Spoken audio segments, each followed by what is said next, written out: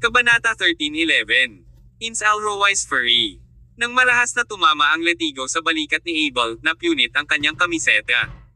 Dahil sa matinding puwersa, napaatras siya ng ilang hakbang. Napabuntong hininga si Abel nang tumama sa kanya ang matinding sakit. Mapalad na isa rin siyang transcendent level fighter na may mataas na pisikal na katangian. Ang sino mang ordinaryong eksperto na tumanggap ng kanyang paghagupit ay mapilayan. Gayunpaman, si Abel ay lumahok sa labanan sa Moher Cliff at nagtamo ng malaking pinsala. Halos hindi na gumaling ang kanyang mga sugat, at gayunpaman, hinaampas siya ni Ins. Natural lang na hindi kinaya ni Abel. Anong ginagawa mo, Ate Ins? Ipaglaban mo ako, Abel. Hindi na nagabalang magsalita pa si Ins kay Abel. Sa sandaling iyon, isa pang hagupit ang pinadala sa kanya. Sa pagkakataong ito ay nakahanda na siya sa pag-iisip at umiwas siya ng letigo sa pinakamabilis na bilis. Ang nakakabuta sa tainga na siwang sa hangin ay may kilati sa anit ni Abel. Parang nasisiraan si Ins. Nagmana rin kaya si Ins ng nagngangalit na dugo ni Lolo Mad King. Nagtataka si Abel, nagulat. Sinubukan niyang pigilan si Ins habang umiiwas siya sa mga pag-atake nito, ngunit lalo itong hindi napigilan. Kahit anong pilit niya, nahihirapan pa rin siyang kontrolin siya. Ano bang problema mo, Ate Ins? I want you to fight me. Bakit ka nagsasalita ng kung ano-ano pa dyan? Ang mga taong may dugong berserker ay mawawalan ng isang tiyak na antas ng kanilang katinoan kapag nagkabisa ito. Kung tuluyan na silang masisiraan, mawawalan sila ng bait. Ngunit, ang katotohanan ay hindi gaya ng inaakala ni Abel. Dahil lang sa nanlumo at hindi nasisiyahan, gusto ni Ins na may mapagsabihan. Hindi niya taglay ang dugong berserker na mayroon sina Dalton Alroy at Tyr Summers. Kaya lang, si Ins, bilang isang inapo ng Alroy family, ay isang tigre. Iyon ang dahilan kung bakit siya naging palaban. Use your 9 steps to disorientation, utos ni Ins habang winuwagayway ang letigo sa kanyang kamay at siya mismo ang nagsagawa ng parehong pamamaraan. Ang kanyang pamamaraan ay hindi pa ganap. Kung ikukumpara kay Abel, malayo pa rin siya. Sa sandaling iyon, tila naunawaan niya at agad na ginamit ang 9 steps to disorientation. Ang dalawang figure ay nakakuha ng bilis habang sila ay pabalik-balik sa likod na hardin. Nag-aalala si Abel na baka masaktan niya si Ins sa una, kaya nagpigil siya ng lakas. Ngunit habang tumatagal, nalaman niyang nagiging matapang na siya. Kailangan niyang gamitin ang kanyang buong lakas. Excuse me. Bago nagpas siyang gamitin ang kanyang buong lakas, binigyan ni Abel ng pag-iingat si Ins. Sa susunod na segundo, ang kanyang bilis ay tumaas ng husto, at ang malakas na enerhiya sa kanyang enerhiya core ay sumambulat din sa isang iglap. Boom! Nanginig ang katawan ni Abel nang napaatras si Ins ng ilang hakbang dahil sa nakakatakot na lakas. Ang una ay nag-iwan lamang ng isang after image sa kanyang kalagayan habang siya ay agad na lumipat bago ang huli. Isang suntok ang ibinigay niya sa palso ni Ins at inagaw ang letigo nito mula sa kamay nito sa proseso, bago lumipat sa likuran niya ng patagilid at dinala siya sa ilalim ng kanyang kontrol. Tapos ka na ba, Ins? Nagalit din si Abel matapos makatanggap ng ilang letigo mula kay Ins. Let me go. You're hurting me, sigaw ni Ins. Noon lang siya pinakawala ni Abel. Tigilan mo na ang pinaggagawa mo. It's not my turn to be lecture you. Biglang naramdaman na parang may ginawang mali sa kanya, tinapakan ni Ins ang kanyang paa. Walang pakialam sa akin ang lolo ko. Wala ring pakialam sa akin ang tatay ko. Ngayon kahit nandito ka para ay bully ako. Natigilan si Abel at nagmamadaling napatahimik, kailan pa kita binubuli. Inis na pinandilatan ni Ins si Abel. Look at you. You're all wet. Bilasan mo mag-shower ka. Hindi ka ba natatakot na madumihan kanina? Tanong ni Abel. Kanina pa yan, galit na saway ni Ins. She continued, Abel, naging abala ang pamilya sa pakikitungo sa Cheever Imperial family at Redmond. Naging malamig sa akin sina lolo at tatay. Hindi na nila ako gaanong kinakausap. Lagi silang nagkakagulo araw-araw. Anong balak nila? Nagmamadaling umiling si Abel. How would I know? They are busy for a reason. Ang Cheever Imperial family has been hard to deal with lately. You shouldn't go and add to the gulo. What do you mean sa pagdagdag sa gulo? Transcendent expert na rin ako ngayon, okay? Abel, isa ka sa mga first-class experts amongst the 3 generations of our family. Lumahok ka rin sa pagkubkob kasama si Redmond. Dapat marami kang alam na inside information, di ba? Hindi ko maintindihan ang ibig mong sabihin, Ate Ins. Sinaman ang tingin ni Ins si Abel. Stop pretending. Totoo bang maraming halimaw ang lumitaw sa Imperial Capital City? Sila ang mga test subject na nabuo sa dugo ng lolo ko, tama ba? Iniisip mo kung paano sila haharapin. Paano mo nalaman? Natigilan si Abel. Sa tingin mo ba wala ka bang paraan para kunin ang kaunting impormasyong ito? Sa oras na ito, naging lihim si Ins. Abel, hindi lang sa mga test subject na yan ang alam ko. Alam ko rin na may kumokontrol sa kanila ng masamang mangkukulam. Kung ilalabas natin siya, dapat masira natin ang mga test subjects, di ba? Naisip ni Abel na tila mali ang kanyang mga sinabi. Malungkot din ang kanyang mukha. Ate Ins, watch your words. Wala akong alam sa mga sinasabi mo ngayon. Sige, gabi na. Bilasan mo na ang pag-uwi para mag-freshen up at matulog. Babalik din ako. Dahil doon, lumayo si Abel na parang umiiwas sa salot. Gayunpaman, naabutan siya ni Ins bago pa man siya makadalawang hakbang. Hold it, Abel. Have you got the idea that you're amazing recently that you dare to run from me? Tumigil si Abel, walang magawa ang ekspresyon niya. Hindi ko naman sinasadya, Ate Ins. Then, what do you mean? And stop calling me sister. Wala akong pinsan na katulad mo. Halata namang galit na galit si Ins. Sa tuwing nagagalit siya, hindi alam ni Abel kung ano ang gagawin sa kanya. Walang magawa ang sinabi niya, hindi ka nagkakamali. May mangkukulam ngang kumokontrol sa mga test subject sa panig ni Andraste Cheever. Wala nang magagawa si Lolo Mad King at ang tatay mo sa kanila. Pero naniniwala ako na sa lalong madaling panahon, malalampasan nila ito. Hindi ka na dapat nagtanong, Sister Ins. It's not as if you can help. Sinong may sabing hindi ako makakatulong? Hindi lang ako transcendent expert, I also have a group of very powerful men out there, saway ni Ins. At this point, she mysteriously added, Abel, I have a plan that needs your help. Are you willing to do it? Kabanata 13:12. Ang plano ni Ins Alroy. Nang makita ang misteryosong hitsura ni Ins, isang nakakatakot ang biglang tumayo sa puso ni Abel. Siguradong may masamang intensyon ang babaeng ito sa kaibuturan. Ano ang sinusubukan mong gawin? Tanong ni Abel na nakatitig kay Ins. Gusto kong tulungan sina lolo at tatay na malutas ang kanilang mga problema, sagot ni Ins. Pagkatapos ay inilapit niya ang kanyang bibig sa tainga ni Abel at misteryosong bumulong ng ilang salita sa kanya. Nang matapos siya, tinitigan niya ito na may ngiti sa labi at nagtanong, ano sa tingin mo ang plano ko? Nasisiraan ka ba? Malaking pagbabago ang ekspresyon ni Abel, at tinitigan niya si Ins na may pagtataka. Gusto mong patayin si Weekend. Mahirap gawin iyon. Nang makita si Abel na nagre-ranting sa kanya, agad na tinakpan ni Ins ang kanyang bibig at nagbabala, bakit ang ingay mo? Ito ang aking sikretong plano. Hindi dapat marinig ng iba. Hindi pwede. Napakamot ng ulo si Abel. Parang kinakabahan siya at seryoso. Nagbabala siya, Ins, maaari kang gumawa sa ibang mga bagay, ngunit talagang hindi ka maaaring kumilos ng walang ingat sa bagay na ito. May ideya ka ba kung gaano kahalaga ang Weekend kay Andraste? How could you and I be capable of kill Weekend? At saka, hindi mo pa siya nakitang kumikilos ng sarili mong mga mata.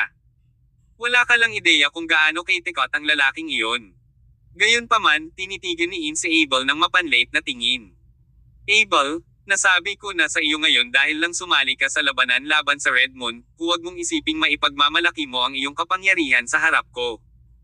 Gaano man kalakas si Weekend, isa lang siyang mangkukulam na bihasa sa tamang sins. Ako, si Ins, ay hindi naniniwala sa mga supernatural na bagay. Walang dapat ikatakot sa tinatawag na kulam na iyon. Mabangis na hinatak ni Ins ang leather whip sa kanyang kamay habang siya ay nagpatuloy, Abel, kung bibigyan ko ang lakas ko ngayon, hindi ako ganoon kahirap na harapin ang Weekend. At saka, gaya ng sinabi ko, nakipag-ugnayan na ako sa isang grupo ng mga makapangyarihang goons. Hindi pwede. Ang ekspresyon ni Abel ay solemne gaya ng dati. Ate Ins, hindi ka dapat gumawa ng ganito. Nang makitang hindi sumasang-ayon si Abel sa kanya, medyo nagalit si Ins. I told you that. I'm pretty confident with my plan. Abel, I was wrong about you. Ikaw ay duwag. Hindi ako duwag. Kung hindi, bakit hindi ka sumama sa akin? Ito ay hindi pareho. Tutol naman si Abel na may gustong ipaliwanag. Gayunpaman, naiinip si Ins. Forget it, buti na lang ayaw mong gawin. Hindi kita pipilitin. It's no big deal. Kaya ko naman mag-isa, she snapped. Hindi ka rin makakapunta. Kung maglakas loob kang pumunta, sasabihin ko ito kay Lolo Mad King. Natuto ka na bang mag-snitch ngayon? Livid, namula ang mukha ni Ins. Hindi niya maiwasang sipin si Abel. Pero hindi nagtagal, nang makita niya kung gaano determinado ang mukha ni Abel, muling nagbago ang kanyang ugali. Okay lang kung ayaw mong sumama. Kunin mo na lang na wala akong sinabi, ani Ins. Sigurado ka bang hindi ka pupunta? Tanong ni Abel. Sasabihin mo kay Lolo, di ba? Paano ako makakahanap ng pagkakataon para ipagpatuloy ang plano ko? Okay, yun lang. Ayaw na kitang kausapin. Uuwi na ako para kunin. Maligo ka na at matulog ka na, sagot ni Ins. Ate Ins, wala akong ibang ibig sabihin, pero masyadong delikado ang bagay na ito. Ngayong overwhelmed na si Lolo Mad King at ang iba pa sa kasalukuyang sitwasyon, huwag mo na silang bigyan ng gulo. I know. You're so annoying. I already told you that I'm not going. Why are you still nagging me? Hindi na nagabala pang kausapin si Abel, umalis si Ins sa looban at bumalik sa sariling block ng mga vilya. Pagbalik niya ay agad na naligo ang dalaga. Pagkatapos nito, hindi siya natulog ng masunurin, ngunit nagdamit ng isang masikip na itim na bodysuit. Siya ay tumingin magiting at kakilakilabot na tila siya ay naging isang ganap na naiibang tao. Abel, bakla ka. Kung ayaw mong sumama sa akin, ako na lang mag-isa ang pupunta. Ako, si Ins Alroy, hindi na ako dati. Mga duwag kayong lahat. Isa lang itong mangkukulam, ang galing niya. Kapag pinaputukan ko siya ng bala, kahit anong klaseng mangkukulam siya, tapos na. Dahil ang batang babae ay ipinanganak sa isang imperial na pamilya, ang kanyang karakter ay mayabang at makapangyarihan mula pagkabata. Siya ay hindi kailanman isinasaalang-alang ang anumang bagay at labag sa batas. Ngayon na siya ay isang transcendent, ang mga katangian niyang ito ay pinalaki lamang. Sa oras na ito, nagkakaroon siya ng mga delusyon ng kadakilaan tungkol sa kanyang sarili. Nilabas ni Ins ang cellphone niya at nag-dial ng phone number. Maya-maya, may boses ng binata mula sa telepono. Ate Ins, bati niya. Oswin, nakontak mo na ba yung mga taong hiniling kong hanapin mo para sa akin? Nagkataon na si Oswin Vita ang young master ng isang kilalang pamilya na nagkakahalaga ng 10-10 bilyon sa Imperial Capital City. Kadalasan, medyo malapit siya kay Ins, at ang bata ay maaaring ituring na kanyang numero 1 sidekick. I have reached out to them, Sister Ins. All of them are international hitmen and mercenary I found after pulling all kinds of strings over the past few days. They definitely meet your requirements. Nang marinig ang mga salita ni Oswin, isang nasisiyahang buntong hininga ang lumitaw sa mukha ni Ins. Okay, send me the location. I'll come over immediately. Roger that, Ate Ins. Matapos matanggap ni Ins ang locus yung ipinadala ni Oswin, umalis siya sa manor ng pamilya Alroy sakay ng kanyang kotse at nagmaneho patungo sa tinukoy na lokasyon ng napakabilis. Isa itong pabrika na matatagpuan sa labas ng Imperial Capital City, na matagal nang inabandona. Ang maraming makina sa pagawaan ay tila kinakalawang din. Sa ngayon, nakatayo sa tabi ng mga makina ang isang grupo ng matatapang na dayuhang lalaki. May ilang malalaking kahon sa tabi nila. Ang bawat isa sa mga lalaking ito ay naglabas ng isang uri ng mandaragit na aura mula sa kanilang mga katawan. Sa isang tingin lang sa kanila, masasabi na ang mga ito ay mga lalaking matitigas sa labanan. Ipinarode ni Ins ang kanyang kotse sa pasukan ng pabrika, hindi naiwasang masimangot ni Ins ang kanyang paligid habang bumababa siya ng sasakyan. Grabe ang Oswin na iyon sa pagpili ng lugar. Bawat lugar sa pabrika na ito ay medyo nakakatakot. Noon lang, lumabas si Oswin mula sa loob ng pabrika at lumapit kay Ins sa unang pagkakataon. Ate Ins, andito ka na pala. Marunong ka talagang pumili ng lugar, nanay ka. How dare you choose such a grim place to meet? Reklamo ni Ins. Masayang tumawa si Oswin at nagpaliwanag, hindi ba magandang taguan ang lugar na ito? Tutal, may dalang malalaking baril ang mga lalaking ito. Nasaan sila? Tanong ni Ins. Naghihintay silang lahat sa loob. Partikular kung pinakiusapan ng isang tao na dalhin sila mula sa mga bansang may digmaan. Maaasahan ba sila? Patuloy na tanong ni Ins. Siyempre, maaasahan sila. Ang grupong ito ng mga assassin ay pinangalan ng Black Dragon Mercenary Group. Sa loob ng maraming taon, tinutulungan nila ang mga militante sa mga bansang nasalanta ng digmaan para lumaban. So, siguradong maaasahan sila. Kaya lang medyo mahal, at ang kanilang mga komisyon ay mas mataas. Kung kayang patayin ng grupong ito ng mga lalaki si Wiccan para sa akin, kaya kung bayaran kahit magkano ang hiling nila, nakangiting sabi ni Ins. Kabanata 1313. Black Dragon Mercenary Group. Sinabayan ni Oswin, naglakad si Ins hanggang sa pagpasok sa pabrika. Sa wakas nandito ka na. Nang makita si Ins na papasok mula sa labas, bumungad sa mukha ng mga mersenaryo ng Black Dragon ang Kal-Iwan, na medyo naiinip na. Nanguna ang isa sa mga malalaking Africa na lalaki at naglakad patungo kay Ins. Hi! Ikaw ba si Miss Alroy? Tanong niya sa heavily accented English. Tama ka. Si Ins ay karapat-dapat sa kanyang katayuan bilang isang inapo ng isang imperial na pamilya. Hindi siya nagpakita ng kahit katiting na kaduwagan kapag kaharap ang mga mersenaryong ito na mass murderer. Hello, my name is Ralas. I am the leader of the Black Dragon Mercenary Group. I am delighted to be able to work with you, Miss Alroy. Tama na ang daldal. Wala sa mood si Ins na makipag-usap kay Ralas. I want you to assist me in killing a sorcerer from Southeast Asia. Baka kilala niya ang Tamang Sins. Magkano ang sisingilan mo? Sabi niya, diretso sa punto. Sorcerer. Tamang Sins. Natigilan si Ralas. Napatulala rin ang mga lalaking nasa likod niya. Sa sumunod na segundo, lahat sila ay natawa. Naguguluhang tinitigan ni Ins ang grupo ng mga mersenaryo, anong tinatawanan nyo? Ibinalik ang ngiti sa kanyang mukha, binuksan ni Ralas ang isang itim na kahon sa tabi niya, at tumambad sa kanya ang napakaraming baril at mga bala. Casual niyang hinablot ang baril sa kanyang kamay at sinabing, Miss Alroy, hindi ako naniniwalang may Tamang Sins sa mundong ito. Ang baril sa aking kamay ay makakatulong sa iyo na harapin ang lahat ng uri ng mangkukulam. Pagkatapos ay itinutok ni Ralas ang baril sa isa sa mga abandonadong makina sa gilid at pinaputukan ito ng bala. Ratatatat! Umalangaw-ngaw ang malulutong na putok ng baril na nagbibigay sa mga tao ng pakiramdam ng pagpuputok. Pagkatapos lamang matapos ni Ralas ang lahat ng bala sa baril ay muli niyang ibinato ang sandata sa kahon.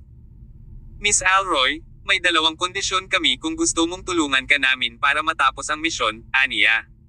Pangalanan sila. Una, gusto namin ng komisyon na $100 milyong. Pangalawa, ang pamamahala mo sa gobyerno ng Celestial Empire ay laging mahigpit. Kaya naman, kailangan ko kayong makasigurado na hindi tayo mahihirapan sa mga opisyal pagkatapos makumplito ang misyon. Gayon din, kailangan mo kaming iligtas na palabasin sa teritoryo ng Celestial Empire.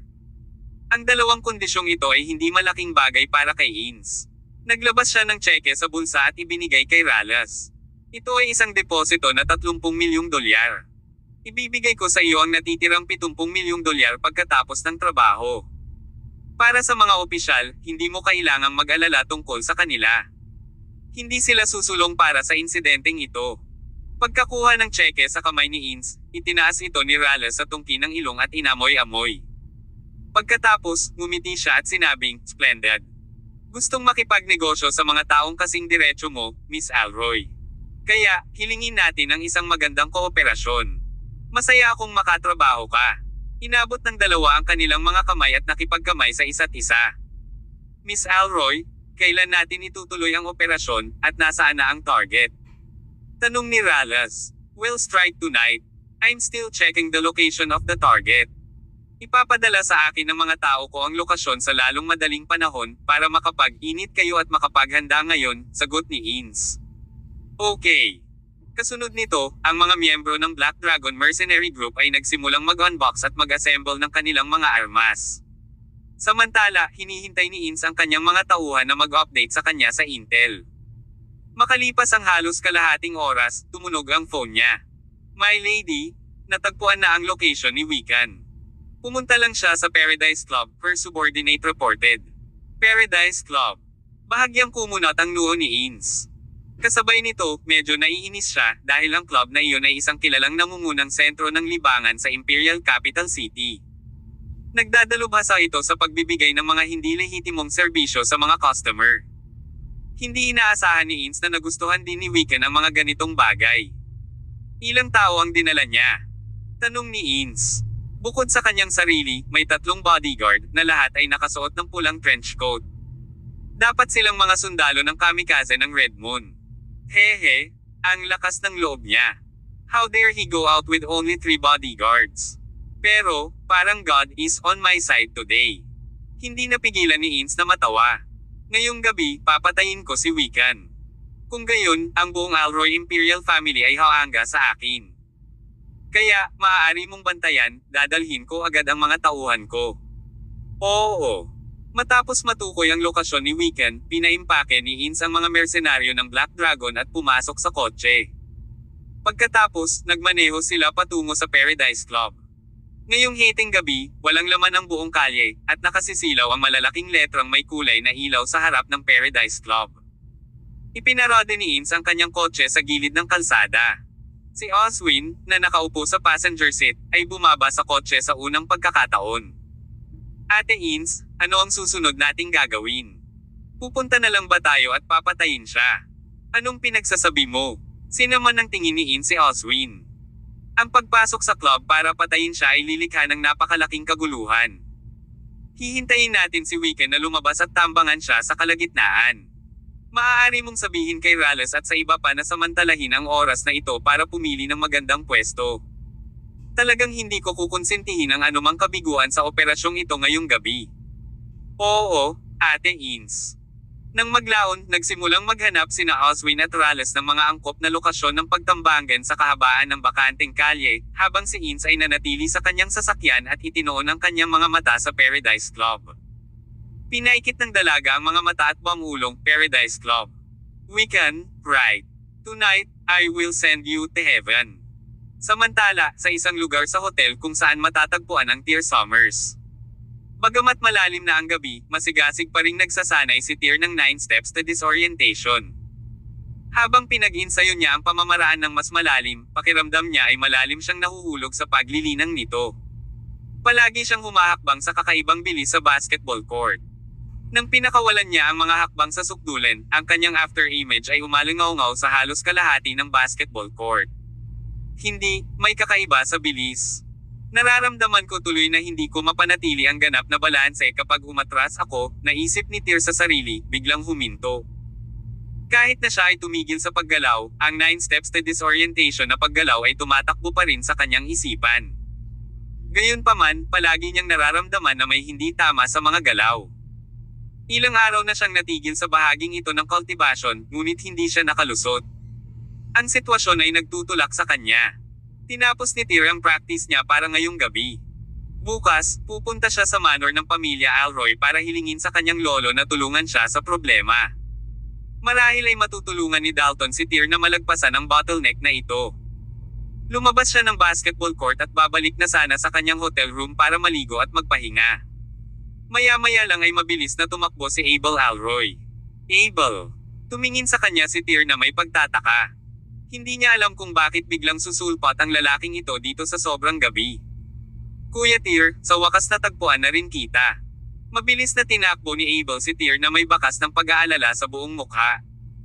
Abel, anong ginagawa mo at tumatakbo papunta sa pwesto ko sa kalagitnaan ng gabi?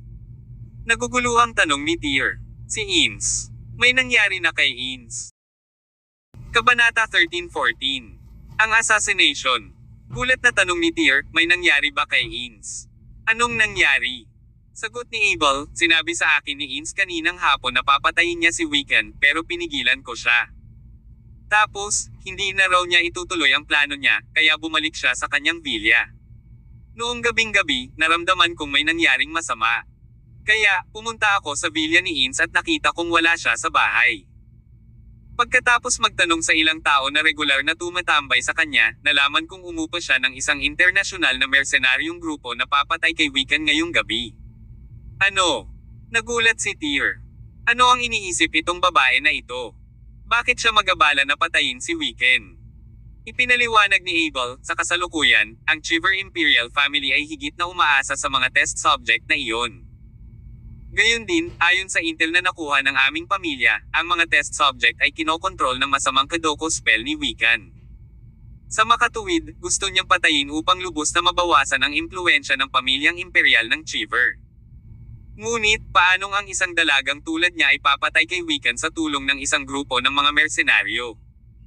Nang malaman ko na siya ay may gustong paggawa nito, hindi ako nang ahas na ipaalam ito kina Lolo Mad King, Uncle Leonardo, at sa iba pa. Kung alam nila ang tungkol dito, tiyak na bugbugin nila si Ins hanggang mamatay. Kaya, ako walang choice kundi lumapit sa iyo.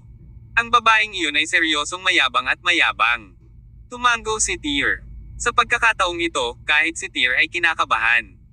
Hindi man sila masyadong close ni Ins, at the end of the day, pinsan pa rin niya ito. Hindi niya kayang tumabi at panoorin ang pagkamatay nito. Nasaan siya ngayon? Tanong ni Tyr. She should be somewhere near Paradise Club. According to the information I acquired, Wiccan is at the club tonight. Tiyak na pumunta si Ins doon para tambangan siya. Just call and inform her father. Tell him to bring his men over there, utos ni Tyr. Natarante si Abel. Kuya Tyr, hindi pwedeng malaman ni Uncle Leonardo ang tungkol dito. Kung hindi, si Ins. Kung talagang binugbog siya ni Leonardo hanggang mamatay, mas mabuti pa rin ang kalalabasan na iyon kaysa hayaan siyang mapahamak sa mga kamay ni Wiccan, sagot ni Tyr. Nang hindi na nag-abala pang sabihin kay Abel, tumakbo si Tyr palabas ng hotel habang tumatawag kay Leonardo. Nang matanggap ang tawag at malaman ang sitwasyon ni Ins, syempre, galit na galit si Leonardo. Hindi niya inaasahan na ang kanyang anak na babae ay magiging malupit na maghugot ng ganito. Ngunit, walang kabuluhan para kay Leonardo na magalit ngayon. May kasama rin siyang mga lalaki at agad na lumabas ng pinto. Samantala, pinaandar ni Tyr at Abel ang kanilang mga sasakyan at mabilis na pumunta sa Paradise Club. Sa oras na ito, sa mga lansangan sa labas ng Paradise Club, ang mga mersenaryo ng Black Dragon ay nakaabang sa lahat ng kinakailangang kalsada, handang tambangan si Wiccan at ang kanyang grupo kapag sila ay lumabas. Sabay na nagtatago sina Ins at Oswin Vite sa isang sulok at naghihintay ng anumang galaw. Maya-maya lang ay nag-vibrate ang cellphone ni Ins. Ang boses ng kanyang alipors ay nanggaling sa kabilang dulo ng telepono. Ate Alroy, kalalabas lang ni Wiccan at ng kanyang mga tauhan sa club at papaalis na. Mabuti. Agad na kinabahan si Ins. Nilinggan niya si Oswin at sinabing, Oswin, malapit na ang sasakyan ni Wiccan. Ipaalam kay Rales at sa iba pa na maghanda na. Okay. Makalipas ang halos 5 minuto, isang luxury car ang nakitang nagmamaneho sa kalye. Hindi ganoon kabilis ang takbo ng sasakyan. Maaaring sabihin ng isa na ito ay pinaandar sa bilis na bahagyang mas mabagal kaysa karaniwan. Gayunpaman, ang taong nagmamaneho ng sasakyan ay sadyang nagmamaneho nito sa ganoong bilis. Walang laman ang buong kalye. Gayunpaman, sa ilalim ng madilim na kalangitan sa gabi, isang mamamatay tao na layunin ang palihim na papalapit sa kotse. Chief, papunta dito ang target. Sa sandaling ito, nagtatago si Rales sa likod ng isang basurahan. May hawak siyang AK-47, at nakatitig siya sa pinanggagalingan ng maliwanag na liwanag sa kanyang harapan. Alam ko, relax ka lang. Hintayin natin ang sasakyang iyon na pumasok sa ating paligid, saka natin ito bibiguin ng mga butas ng bala, ani Rales. Ay! Makinig sa 5-second countdown ko. Kapag nagbilang ako ng isa, sabay-sabay na magpapaputok ang lahat. Pinagmasdan ni Rales ang paglapit ng sasakyan. Hindi niya napigil ang ilabas ang kanyang dila at dilaan ang sulok ng kanyang bibig. Para sa mga nakipaglaban ng marahas sa mga bansang nasalanta ng digmaan sa loob ng maraming taon, medyo madali para sa kanila na tambangan ng kotse. Maaari pa niyang garantiya na ang target ay gagawing putik bago pa man magkaroon ng oras upang makita ang kanilang mga mukha. Habang palapit ng palapit ang sasakyan sa kanilang paligid, tuwang-tuwa si Rales. Ang $100 milyong ay medyo madaling kumita. Maghanda kayong lahat. Magsisimula na akong magbilang. 5, 4, 3, 2, 1, fire! Sa oras na nagbilang si Rales ng isa, ang sasakyan ay nagmaneho na sa pagkubkob ng Black Dragon Mercenary Group. Ang lahat ng mga mersenaryo, na nakatago kung saan-saan, lahat ay tumayo ng sabay-sabay at ginamit ang mga baril sa kanilang mga kamay upang mapusok ang sasakyan. Dahil ang lahat ng mga baril ay nilagyan ng mga silencer, ang tunog ng mga putok ng baril ay hindi masyadong umalangaw-ngaw sa tahimik na kalangitan sa gabi.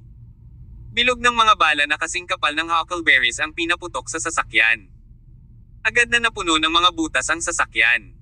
Pagkatapos ay huminto ito, naging isang nakatigil na target na ligaw na binaril ng grupo ng mga mersenaryo. Matapos ang 100 segundo, sunod-sunod na itinigil ng mga mersenaryo ang kanilang tuloy-tuloy na pamamaril. Ang alon ng putok ay nagpaputok ng hindi bababa sa ilang daang mga bala sa sasakyan. Sa ganitong uri ng high-intensity shooting, kahit isang bathala ay ginawang Swiss cheese. Hehe, itong lalaki ba ang tinatawag na Weekend? Nag-collapse pa siya sa unang suntok, ani Ins. Nagtago sa kabilang panig, nasaksihan niya ang lahat ng kanyang sariling mga mata at tuwang-tuwa. Palagi niyang iniisip kung bakit gagawin ni Weekend ang kanyang lolo at ama sa isang kawaila hilakbot na pag-aayos. Malinaw, ito ay isang simpleng bagay. Kaya, bakit kailangang gawing komplikado ng mga matatanda ang mga bagay? Paano kung alam ni Weekend ang pangkukulam? Kailangan lang niyang makakuha ng isang grupo ng mga mersenaryo at direktang barilin siya. Ang lalaki ay ipapadala kaagad upang makipagkita sa kanyang gumawa. Sa sandaling ito, naramdaman ni Ins na siya ay talagang napakatalino. Ang mga headlight ng sasakyan ay ganap na pinatay. Ang sasakyan ay ganap na hindi gumagalaw at puno ng mga butas. Si Rales at ang iba pa ay pinaputukan ito ng bala, kung sakali. Pagkatapos nito, 100 mersenaryo ang nagsimulang lumapit sa kotse at pinalibutan ito. Handa silang anihin ang mga ulo ng mga tao sa loob at ipagpalit noon sa natitirang 70 milyong komisyon mula kay Ins. Napakagandang gabi. Tumangala si Rales sa kabilugan ng buwan sa langit. Sa oras na ito, mayroong isang madilim na ulap na dahan-daang inaanod patungo sa kabilugan ng buwan, na para bang ito ay magpapakita ng mahimalang tanawin ng isang lunar eclipse. Ang gabing ito ay nakatadhana na maging pambihira. Kabanata 13:15. This is high-level difficulty. Sa sandaling ito, si Rales at 100 mersenaryo ay nagsimulang unti-unting lumapit sa sasakyan. 7 metro, 6 na metro, 5 metro, 3 metro. Gayunpaman, nang lumakad sila patungo sa sasakyan at tingnang mabuti kung ano ang nasa loob ng kotse na iyon, lahat ay natakot. Anong nangyayari? Sasakyang hindi tinatabla ng bala. Hindi man lang maisip ni Rales at ng iba pang mga mersenaryo na hindi bala ang sasakyang ito. Sa kabila ng libu-libong butas ng bala sa labas ng sasakyan, nanatiling hindi nasaktan ang mga pasahero sa loob. Bukod dito, napakalakas ng bulletproof capabilities ng sasakyan kaya kahit ang mga submachine gun na nasa kamay ni Rales at ng iba ay hindi makalusot sa salamin. Nakaupo sa sasakyan, si Weekend at ang iba pa ay nagsitinginan ng malamig at hindi makataong tingin kay Rales at sa grupo ng mga mersenaryo na nakapaligid sa kanila. Anong nangyayari? Bakit biglang sumugod ang isang grupo bago tayo makarating sa ating destinasyon? Umalangaw-ngaw ang malalim na boses ni Weekend, puno ng pagdududa. Tanong niya, ayon sa aming intel, hindi ba ang Regulus Imperial Family ay dapat magpadala ng 2 Southeast Asian Light Sorcerer upang labanan ako ngayong gabi? Bakit sa halip ay isang grupo ng mga mersenaryo ang dumating? Nakakunot din ang noo ng lalaking naka-red na umupo sa tabi ni Weekend. Siya ay walang iba kundi ang pinsan ni Kagura na si Simail.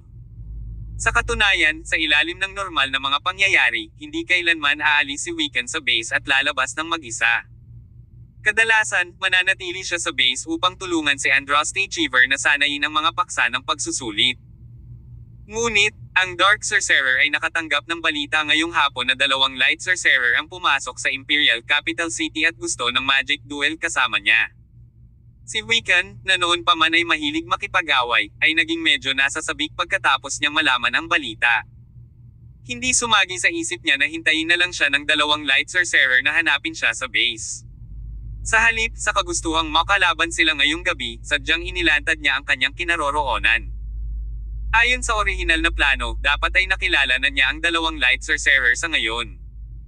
Gayunpaman, hindi sila ang dumating upang labanan siya, kundi isang grupo ng mga mersenaryo. Ang buong sitwasyon ay talagang medyo nakalilito. Mabilis na nag-react, kinuha ni Simail ang bayanite sa tabi niya at sinabing, ang mga mersenaryong ito ay dapat na ipinadala dito upang patayin ka ng ibang grupo ng mga tao. Haharapin ko ang mga alipors na ito. With that, binuksan niya ang pinto ng kotse. Sumunod din ang 2 pang kamikaze na sundalo ng Red Moon sa kotse at bumaba ng sasakyan. Tapusin mo sila. Nang makitang 3 tao ang talagang nagkusa na bumaba sa sasakyan, natigilan muna si Rales at ang iba pa. Pagkatapos, itinaas nilang muli ang mga baril sa kanilang mga kamay at pinaulanan ng bala ng isang beses si Simil at ang iba pa. Gayunpaman, ang mga target sa harap nila ay mahimalang nawala sa kanilang mga mata sa susunod na segundo. Anong nangyayari? Nang nasaksihan nila ang ganoong eksena, natigilan silang lahat si Rales at ang iba pa. Matapos ang napakaraming taon ng pakikipaglaban at pagpatay sa larangan ng digmaan, hindi pa sila nakakita ng ganitong kakaibang sitwasyon. Nagkataon bang mga multo ang mga taong ito? Paanong bigla silang mawawala ng walang bakas? Sa katunayan, hindi nawala si Simil at ang iba pa. Gayunpaman, ang kanilang bilis ay masyadong mabilis, kaya't ang hanay ng kanilang paggalaw ay hindi mahuli ng hubad na mata. Nahaharap sa ganitong uri ng bilis, na matagal nang lumampas sa mga limitasyon ng katawan ng tao, ang mga baril sa mga kamay ng mga mersenaryo ay hindi gaanong naiiba sa mga laruan. Arg! Sa sandaling iyon, isang mersenaryong Black Dragon ang biglang nagpakawala ng malungkot na sigaw habang ang isang malamig na bayanita ay tumusok sa kanyang dibdib. Napalingon ang lahat sa direksyon niya.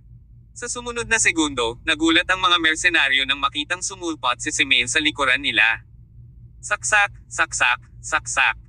Walang alinlangan, isa itong massacre. Sa pagharap sa isang transcendent na tulad ni Simil, paano magiging katapat niya ang mga mortal na tulad ng mga mersenaryong ito?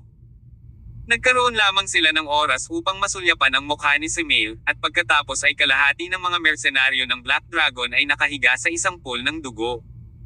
Hindi man lang nila inisip ang sitwasyon hanggang sa kanilang kamatayan. Why the heck is all this about? Are these guys even human? Sa sandaling ito, si Rales at ang iba pa ay lubos na nataranta. Sa simula, medyo kumpiyansa sila na magagawa nilang ilabas ang lahat sa loob ng sasakyan. Ngunit sa sandaling ito, napagtanto nila na sila ay mali, lubhang mali. Ang 100 milyong komisyon ay hindi ganoon kadaling kumita dahil ang mga target na kailangan nilang harapin ay hindi eksaktong tao. Isang naguguluhan na Rales na muling nagtaas ng baril sa kanyang kamay. Gayunpaman, isang figure ang kumislap sa kabilang panig at lumitaw sa harap niya sa loob ng susunod na segundo. Saksak! Isang hubog na talim ang tumusok sa tiyan ni Rales, at wala siyang lakas na lumaban. Sa sandaling ito, sina Ins at Oswin, na nagtatago pa rin sa kabilang panig habang hinihintay nila ang mga mersenaryong Black Dragon na patayin si Wiccan at ang iba pa, ay nasa kawalan. Sister Ins, what's going on here? Tao ba ang mga yon? How can have such strong freaks in this world? Hindi makapaniwalang sabi ni Oswin. Si Oswin ay isang young master lamang mula sa isang ordinaryong mayamang pamilya. Bihira siyang makatagpo ng mga ganitong mandirigma. Ngunit nang makita niyang pinapatay ng mga sundalong kamikaze ng Red Moon ang mga mersenaryo gamit ang kanilang mga pambihirang kakayahan, labis na natakot si Oswin hanggang sa halos mabasa ang sarili. Ate Ins, ayoko nang gawin ito. High level difficulty ito. Nanginginig sa takot, tumayo si Oswin at tumakbo sa kabilang direksyon. Gusto niyang makatakas at lisanin ang mahirap na lugar na ito sa lalong madaling panahon. Hindi ka dapat tumakbo. Delikado.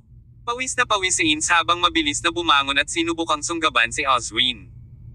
Ngunit, sa kasamaang palad, nakita na siya ng isang sundalong kamikaze ng Red Moon. Nakakagulat, may nagtatago dyan. Nang makita ng sundalong iyon si Oswin, natatakas na sana, mailalarawan ito bilang isang pasang nakakakita ng daga. Agad-agad, ang lalaking ito ay naging hindi kapani-pani walang nasasabik. Dala niya ang nakakurbadong talam sa kanyang kamay at mabilis na humakbang patungo sa kanyang target. Nang mga 7 o 8 metro ang layo niya kay Oswin, hinati ng sundalo ang hangin gamit ang isang laslas. Slash! Ang dulo ng pulang dugong kutsilyo ay tumama sa kalangitan ng gabi at pumutok mismo kay Oswin. Boom! May lumabas naman siya ng dugo sa likod ni Oswin. Ang batang lalaki na mabilis na tumatakbo ay diretsyong bumagsak sa lupa at namatay sa lugar. Oswin. Si Ins na nagtatago sa gilid ay napatulala sa eksena. Sa mismong sandaling ito, tila napagtanto niya kung gaano kalaki ang kanyang nagawang pagkakamali. Ang padalos-dalos niyang desisyon ngayong gabi ay hindi kayang tulungan ang kanyang pamilya na alisin si Wiccan, at napatay pa niya ang kanyang matalik na kaibigan. Ang mas nakakatakot ay hindi lang ang matalik niyang kaibigan ang namatay, kundi siya ang susunod at malamang dito rin mamatay. Napalingon ang sundalong kamikaze ng Red Moon. May isa pa. Nang makita niya na talagang may isang dilag na nakasuot ng masikip na itim na leather suit na nakatayo doon, agad na nagningning ang kanyang mga mata. Gayunpaman, sa mga kamikaze na sundalong ito ng Redmond, ang mga kababaihan ay hindi na naakit sa kanila. Muli niyang itinaas ang kurbadong blade sa kamay at sinugod si Ines. Kabanata 13:16. Dalawang Dark Sorcerer. Sa mismong sandaling ito, naramdaman ni Ines Alroy na parang nanunood siya ng isang primitive na hayop na gumagapang patungo sa kanya. Bagamat isa na siyang transcendent level fighter ngayon, isang matinding kilabot na pakiramdam ang lumitaw sa kanyang puso nang harapin niya itong Redmond na kamikaze na sundalo. Inakala ni Ines na napakalakas niya, hanggang sa mayabang siyang naisip na kaya niyang pumatay kay Wiccan. Inakala ng babaeng ito na maaari siyang maging walang batas pagkatapos niya maging isang transcendent level fighter, ngunit sa sandaling ito, napagtanto niya na may iba't ibang rango kahit sa mga transcendents. Ang Black Dragon Mercenary Group, na ginugol niya ng malaking halaga sa pag-upa, ay maaaring ilarawan na masyadong mahina upang makayanan ang isang pag-atake. Sa ngayon, mahigit 100 mga mersenaryo ng Black Dragon ang napatay ni Simil at ng iba pa. Ang kanilang mga katawan ay nakahandusay sa lupa, at ang hangin ay napuno ng amoy ng dugo. Kasabay nito, ang buwan sa kalangitan ay kalahating natatakpan ng mga itim na ulap, na parabang nilamon ng isang tenggo ang kalahati ng buwan. Gayunpaman, ang eksena ng isang tenggo na lumalamon sa buwan ay tiyak na makikita ngayong gabi, dahil isang lunar eclipse ang mangyayari. Ang mga pambihirang at makabuluhang bagay ay nakatakdang mangyari ngayong gabi, kung tutuusin. Sa sandaling ito, ang sundalong kamikaze ng Redmond ay wala pang 5 metro ang layo mula sa Ines. Lalo siyang natuwa habang nakatingin sa dalaga. Sa sumunod na segundo, ang sundalong iyon ay sumugod kay Ines na parang kanyan. Maging ang hangin na nakapaligid sa kanya ay naapektuhan at nagdulot ng pagbagso ng hangin. Arg! Bilang batang marquis ng isang imperial na pamilya, si Ines ay bihirang makatagpo ng mga kritikal na sandali ng buhay o kamatayan.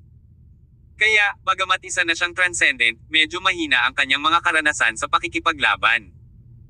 Kaya, paano naging kalaban ng isang babaeng tulad niya sa layaw ng isang nangungunang sundalo na minsang gumapang palabas mula sa bundok ng mga bangkay? Sa gitna ng kanyang gulat, inihagis ni Ines ang kanyang letigo upang harangan ang pag-atake ng sundalo. Ngunit, sa sobrang lakas ng impact, lumipad pa atras ang kanyang katawan, habang blanko ang kanyang isip. Hindi man lang alam ng dalaga kung paano haharapin ang ikalawang pag-atake ng sundalong kamikaze ng Redmond. Slash! Sa isang flash ng malamig na liwanag, ang combat knife sa kamay ng sundalo ay nakatutok sa ulo ni Ines. Hindi siya maaawa sa kanya. Ang laslas na iyon ay tiyak na mahahati sa kalahati ang ulo ng dalaga. Labas sa daan. Pero, in the nick of time, isang malaking kamay ang biglang humila kay Ines sa gilid. Sa halip, ang combat knife ng kamikaze na sundalo ng Redmond ay tumama sa aspaltong lupa, na agad itong naging sanhi ng pag-crack. Tear! Napatingin naman si Ines kay Tear na biglang sumulpat sa harapan niya na may pagtataka. Naguguluhan siya sa pagpapakita ng kanyang pinsan na parang Diyos sa kanyang harapan. Tear, bakit ka nandito? Tanong niya. Bago ito, sa bawat pagliko ay nakakaaway ng dalaga si Tear. Ngunit ngayon, nang makita niyang lumitaw siya ng biglaan upang iligtas ang kanyang buhay, isang mainit na pakiramdam ang agad na bumalot sa kanyang puso. Hindi na nagabalang kausapin si Tear kay Ines. Sa totoo lang, malakas ang loob niya na sipin ang babaeng iyon hanggang mamatay. Habang lumilipis ang panahon, lalo siyang lumalala sa pagsukat ng sarili niyang kakayahan. How dare she came here to assassinate Wiccan without permission? Nang makita ng sundalo na may aagaw sa kanyang biktima, siya ay nagngangalit. Kumaway muli ang mahabang combat knife sa kanyang kamay, sinugod niya si Tear. Nasobrahan mo ang iyong sariling kakayahan, sabi ni Tear, na pinaikit ang kanyang mga mata. Agad niyang sinimulan ang paggamit ng 9 steps to disorientation technique. Sa hindi inaasahang paraan, hinampis ni Tear ang combat knife sa kamay ng sundalo gamit ang 2 palad. Isang malakas na sampal, at agad nahati ang kutsilyo sa 2. Habang nasa kamay ang kalahati ng talim ng bakal, diretsyong sinaksak ito ni Tear sa dibdib ng kalaban. Napakalakas! Nang makita ang kamikaze na sundalo ng Redmond, na nagawang madaig siya hanggang sa puntong halos hindi na niya magawang lumaban, ay nakakagulat na walang kapangyarihan sa harap ni Tear, nagsimulang magduda si Ines. Gayon din, ang kanyang pinsan ay hindi kailanman gumamit ng panloob na lakas mula umpisa hanggang wakas, ngunit bakit niya nagawang tapusin ang isang transcendent level fighter nang walang kahirap-hirap, na parabang nangangatay siya ng ilang mga alagang hayop. Abel, ingatan mo yung brat na yan. Sabi ni Tyr, unceremoniously calling Ince a brat. Agad namang lumapit si Abel kay Ince nang napakabilis. Abel, bakit ka nandito? Tanong ni Ince. Kung hindi ko pinaponte si Kuya Tyr, parang dead meat ka na ngayon. Sa puntong ito, hindi na naging masunurin si Abel kay Ince gaya ng dati, at hindi na masyadong palakaibigan ang tono nito sa kanya. Alam ni Ince na may nagawa siyang mali. Kaya naman, inalis niya ang kanyang masamang ugali at katigasan ng ulo bago tumahimik. Sa oras na ito, pinugutan na ni Tyr ang isa pang sundalong kamikaze ng Red Moon. Habang nakabantay pa rin ang huling sundalo sa harap ng sasakyan ni Wiccan, bitbit ni Sumail ang kanyang bayoneta na may bahid ng dugo at naglakad patungo kay Tyr. Hello ulit! Napatitig si Sumail kay Tyr na nakatayo sa tapat niya. Isang masasamang ngiti ang gumuhit sa mukha ni Sumail, at ginamit niya ang kanyang dila upang dilaan ang dugo sa bayoneta habang nakatitig kay Tyr ng mabangis na tingin. Hindi pa tapos ang laban natin dati sa Moher Cliff. Paano kung may rematch tayo ngayon? Oo naman. Hindi naman tumanggi si Tyr at agad niyang inilabas ang armor dagger na dala niya. Kasabay nito, sa isang lugar na 1 kilometro ang layo mula sa kalyeng ito. Dalawang lalaking nakasuot ng puting damit ang nakaupo sa harap ng isang altar. May hawak silang parang exorcism bell sa kanilang mga kamay at umaawit ng ilang uri ng spell. Mukhang nagkakaroon sila ng isang uri ng seremonya ng relihiyon. Nagkaroon pa nga ng pinaghalong itim at pulang aura na ligaw na tumatalon sa palibot ng altar. Isang grupo ng mga lalaking nakasuot ng itim na damit ang nakabantay sa paligid ng dalawa. Bawat isa sa kanila ay naglabas ng makapangyarihang aura, at lahat sila ay transcendents. Lumapit ang isa sa mga lalaking nakaitim na damit sa isang magiting na babae at iniulat ang kasalukuyang sitwasyon sa kanya. Miss Regulus, hinaranggan namin ang lahat ng mga kalsada sa paligid ng lugar upang ang mga master ay makalaban ng Wiccan ng may kapayapaan ng isip mamaya. Ang babaeng ito ay walang iba kundi si Celia Regulus, ang apo ni Silas Regulus, at Six Doors Red Phoenix. Okay. Marahang tumango si Red Phoenix. Inimbitahan ng mga master si Wiccan dito para sa isang magic duel ngayong gabi. Hindi sila dapat istorbohin ng iba.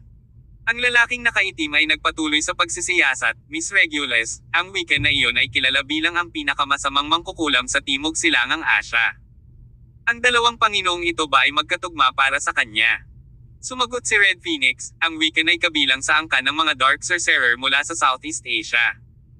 Kasama ang masasamang Kadoku spells ng Madex, isa talaga siya sa pinakamagaling sa Dark Sorcerer sa Southeast Asia. Gayunpaman, ang mga masters na ito ay nagkataon ding ang cream ng crop sa gitna ng mga Light Sorcerer. Si Master Ajorn Mongkorn ay isang top light shaman mula sa Thailand, habang si Master Roger Bomo ay kilala bilang isang first-class light witch doctor sa Malaysia. Kapag nagsanib puwersa ang duo, magagawa nilang patayin si Wiccan sa labanan. Pagkasabi noon, tiningnan ni Celia ang oras sa kanyang relo at hindi niya napigil ang sumimangot. Oras na. Bakit hindi pa nagpapakita si Wiccan? Kabanata 13:17. Itinadhana ng Diyos na mamatay ka. Sa oras na ito, sa kabilang panig ng altar, ang parehong mga Light Sorcerer ay natapos na ang lahat ng kanilang paghahanda. Pagtingin nila sa langit, nakita nila na ang mga madilim na ulap ay nakakubli na sa halos buong buwan. Ang lunar eclipse ay malapit nang magsimula. Sa pamamagitan ng aming pananaliksik, natuklasan namin na ang pinakamahusay na oras upang makitungo kay Wiccan ay sa isang gabing walang buwan. Ayon sa aming unang haka-haka, dapat ay dumating na siya ngayon.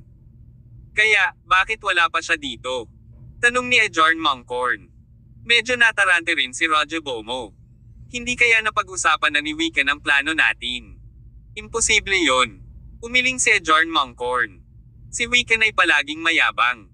Dahil pumayag siyang magkaroon ng magic duel sa atin, hindi siya magpiyansa. So, darating talaga siya, kahit alam niya ang plano natin, unless.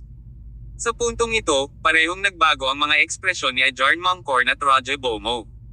Sabay na tumayo ang dalawa mula sa altar at naglakad patungo kay Celia Regulus. Nang makitang lumapit sa kanya ang dalawang magaan na mangkukulam, nagkusa si Celia na magtanong, mga guro, may problema ba? Miss Regulus, pakiramdam namin ay may hindi tama sa sitwasyon. Nag-aalala ako na may naantala si Wiccan sa kanyang pagpunta rito, sabi ni Roger Bomo, na nakatingin sa buwan sa kalangitan. Ipinagpatuloy niya, ang lunar eclipse ay nagaganap, ngunit ang Wiccan ay wala pa rito. Ito ay magdudulot ng malaking problema para sa ating darating na magic duel. Miss Regulus, mangyaring magpadala ng isang tao upang suriin ito. Bagamat hindi naiintindihan ni Celia kung ano ang ibig sabihin ng mga ito, dahil sa mataimtim na tingin sa kanilang mga mukha, nahulaan niya na may mali. Kaya, hindi siya nagdalawang isip at nagpadala ng isang tao upang mag-imbestiga kaagad. Pagkaraan ng ilang minuto, isang lalaking nakaitim na damit ang tumakbo papunta sa kanila at nagulat, Miss Regulus, masama ito. Si Wiccan at ang iba ay nakikipag-away sa isa pang grupo ng mga tao mga 1 kilometro ang layo. Ano? Malaki ang pagbabago sa ekspresyon ni Celia. Paano siya nakipag-away sa ibang grupo ng mga tao? Kanino? Hindi ako sigurado, ngunit nakita ko si Ince Alroy, ang Marquis ng pamilya Alroy doon. Hindi maiwasan ni Celia ang magmura, Ince Alroy. What is the situation? Hindi ba partikular na nakipag-ugnayan si Lolo kay Mad King at sa iba pang mga nakatatanda bago ito? Walang dapat manghimasok sa magic duel sa pagitan ni Wiccan at ng dalawang master ngayong gabi. Paano napunta si Ince Alroy dito para biglaan ang gulo? Pagkasabi noon, kinuha ni Celia ang kanyang telepono, tinawagan ang kanyang lolo, at ipinaliwanag sa kanya ang sitwasyon. Nang malaman ni Silas Regulus ang tungkol sa bagay na iyon, natigilan siya sandali dahil hindi niya maintindihan ang nangyayari. Bakit biglang susulpot si Ince at makikipag-away kay Wiccan at sa iba pa? Pagkababa nila ng telepono, tinawagan agad ni Silas si Dalton Alroy. Ang pakikinig sa mga salita ng War Emperor ay halos masiraan si Mad King. Marahil ay hindi niya pinangarap na ang kanyang apo na si Ince ay masira ang lahat. Ang kabilugan ng buwan na nakasabit sa itaas ng langit ay ganap na natatakpan ng mga itim na ulap. Nagsimula na ang lunar eclipse, at biglang nagdilim ang buong mundo. Maging ang liwanag na nagmumula sa mga streetlight sa paligid ay tila nilamon ng madilim na gabing ito. Huli na. Ungol ni Ajorn Moncorn habang nakatingin sa itim na ulap na nakatikip na buwan sa kalangitan. Sa pagpapalitan ng tingin kay Roger Bomo, tumango ang magduo sa isa't isa at naglakad patungo sa altar sa malalaking hakbang. Dahil hindi darating si Wiccan, dapat nating puntahan siya. Habang nag-uusap sila, dinampot ng dalawa ang mga mahiwagang instrumento sa altar at mabilis na sumugod sa direksyon ng malaking labanan. Abutan natin sila. Nang makita ito, inutusan ni Celia ang mga lalaking nakaitim sa paligid niya na sundan siya at tumakbo na rin patungo sa labanan. Sa oras na ito, natapos na ang labanan sa pagitan ni Tyr Summers at si Mail. Bagamat si Mail ang pinakamalakas na manlalaban sa kampo ni Redmond, hindi pa rin siya kalaban kay Tyr. Binuksan na ni Tyr ang dibdib niya at may nakasulat na sakit sa buong mukha niya. Si Mail ay natalo ni Tyr hanggang sa mawala ang kanyang kakayahan sa pakikipaglaban. Pagkatapos, nang malapit na siyang tapusin ni Tyr, isang kakaibang drum roll ang biglang tumunog mula sa gilid. Sa susunod na segundo, maraming test subject ang sabay-sabay na lumitaw at naglunsad ng pag-atake sa Tyr. Kahit gaano pa kalakas ang lakas ni Tyr, nabigla pa rin siya ng sabay-sabay na humarap sa napakaraming test subjects. Pagkaayos ni Ince, sumugod si Abel Alroy para tulungan si Tyr. Si Wiccan, na nakaupo sa loob ng kotse, ay nagsimulang tumugtog ng drum sa kanyang baywang habang siya ay lumabas ng sasakyan. Bilang pinakamahalagang asset ng Cheever Imperial family sa ngayon, paano papayagan ni Andraste Cheever si Wiccan na tumakbo sa labas sa ilalim ng proteksyon ng kakaunting tao? Kaya naman, patungkol sa mga paksa ng pagsusulit, hindi naglagay ng anumang mga paghihigpit si Andraste at ganap na ipinagkatiwala ang kapangyarihan sa Wiccan upang gawin ang gusto niya. Kaya, kahit na tila kakaunti lamang ang mga tao tulad ni si Mail na nagpoprotekta sa Wiccan nang maglakbay siya, sa katunayan, alam kung gaano karaming mga paksa ng pagsubok ang lihim na nagbabantay sa kanya. Ang pagpatay kay Wiccan ay mas madaling sabihin kaysa gawin. Sa pagkakataong ito, lumabas na ng sasakyan ang maitim na mangkukulam. Tumangala din siya sa madilim na kalangitan sa gabi na walang malay. Isang walang katapusang mabangis na ningning ang makikita sa kanyang mga mata. Wow! What a coincidence! Mukhang itinadhana ng Diyos na mamatay kayong lahat ngayong gabi. Pagkasabi pa lang niya ng mga katagang iyon, tinapik ni Wiccan ang drum sa kanyang baywang habang naglalakad patungo sa kabilang kalye. Samantala, nagmumula sa kabilang dulo ng kalye ang tunog ng nakakasakit na kaluluwang pag-awit. Magkatabing naglalakad sina Ajorn Mongkorn at Roger Bomo dala ang kanilang mga magic instrument sa kanilang mga kamay. Sabay-sabay na hindi napigilan ni Celia at ng iba pang sumimangot nang makita si Tyr at Abel na nag-aaway sa mga test subjects. Nang makita ang dalawa na pinipilit pabolaikin ng mga test subject na iyon, hindi na nag-atubili pa si Celia. Sabay-sabay siyang sumugod sa gilid ni Tyr at Abel kasama ang sarili niyang mga subordinate. Tyr, bakit kayo nandito? Red Phoenix, ano ang nagdala sa iyo dito? Halos sabay na nagsalita sina Tyr at Celia. Pero, pagkatapos noon, bakas sa mukha ni Tyr ang kawalan ng magawa habang sinasabing, dumadaan lang. Sa kabilang banda, ang Red Phoenix ay walang oras upang magpaliwanag ng marami. Kaagad, pinangunahan niya ang kanyang mga tauhan upang labanan ang grupo ng mga test subject. Kasabay nito, lahat ng tatlong magagaling na mangkukulam ay nagkita sa madilim na kalye. Kung hindi nasaksihan ng sarili nilang mga mata ang eksena, imposibleng maisip nila na napakaraming masamang pangkukulam ang totoong umiral sa mundong ito. Ang masamang pangkukulam na ito ay hindi limitado sa pagpapalaki ng lahat ng uri ng makamandag na insekto, kasama rin dito ang iba pang katulad na kakaibang bagay. Sa mga oras na ito, sa kalye kung saan matatagpuan ang tatlo, ang temperatura ng lugar ay biglang bumagsak ng maraming degree. Ang matingkad na itim at may kintab na mga mata ni Wiccan ay mariing nakatutok kay Ajorn Mongkorn at Roger Bomo na nasa tapat niya. Tapos, humajejek siya. Kabanata 13:18. Muling lumitaw ang kabilugan ng buwan. Ajorn Mongkorn, ang pinuno ng mga Light Sorcerer ng Thailand, at si Roger Bomo mula sa Malaysia. Hindi ko inaasahan na ako, si Wiccan, ay magkakaroon ng malaking karangalan na magkaroon ng dalawang Master Light Sorcerer na magtutulungan upang harapin ako. Parehong tinitigan ni na Ajorn Mongkorn at Roger Bomo si Wiccan na may mapanlate na tingin. Wiccan, ang swerte mo at nakatakas ka pagkatapos ng lahat ng masamang ginawa mo sa Southeast Asia dati. Hindi ko inaasahan na pupunta ka talaga sa Celestial Empire para gumawa ng lahat ng uri ng kasamaan. Pero, sa kasamaang palad, sa pagkakataong ito, naubusan ka na ng swerte. Muhahaha. Kumagalpak ng tawa si Wiccan na para bang ngayon lang siya nakarinig ng isang malaking biro. Kayong dalawa lang. Naiinis na umiling si Wiccan. Noon sa Southeast Asia, wala sa mga kapwa mo Light Sorcerer ang makagagawa ng kahit ano para pigilan ako. Ngayong nandito ka na sa Celestial Empire, sa tingin mo baka tapat mo ako. Sina Ajorn Mongkorn at Roger Bomo ay walang oras na makipag-usap ng walang kaparirikon kay Wiccan. Pareho silang nagkataon na sabay na tumangala sa madilim na kalangitan sa gabi. Ang lunar eclipse ay unti-unting lumipas. Ang mga itim na ulap na sa simula ay tumakip sa buwan ay nagsimulang lumayo, at isang sulok ng buwan ay nahayag. Walang oras. Let's do it. Sabay-sabay na ginamit ng duo ang kanilang mga magic instrument at sumugod patungo sa Wiccan.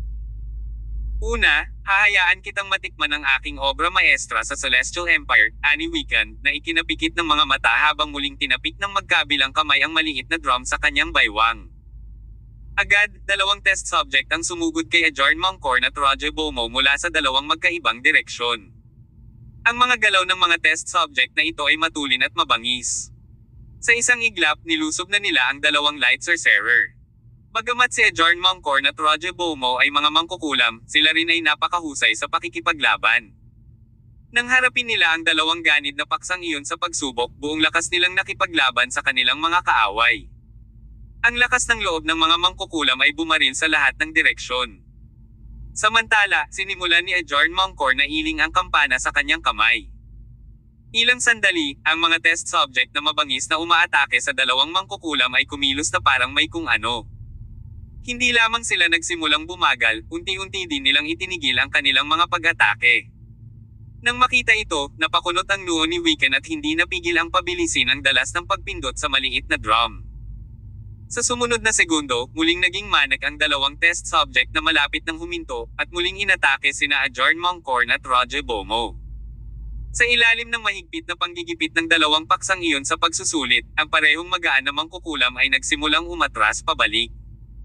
Ngunit, niyugyug pa rin ni Ajorn Mongkorn ang kampanang iyon sa kanyang kamay, habang patuloy na binibigkas ni Roger Bomo ang sagradong teksto.